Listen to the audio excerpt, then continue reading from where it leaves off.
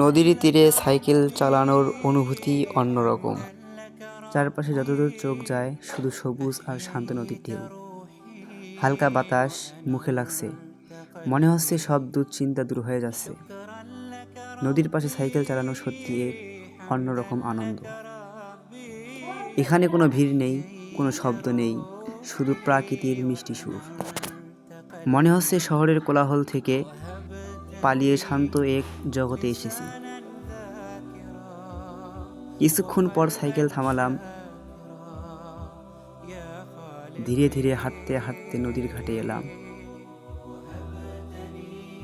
আর সেখানে একটা ছোট নৌকা পেলাম।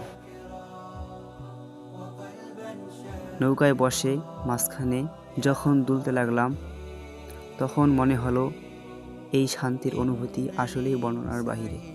জীবন আসলে অনেক সহজ আর সুন্দর, যদি আমরা একটু সময় প্রকৃতির সাথে কাটাতে পারি।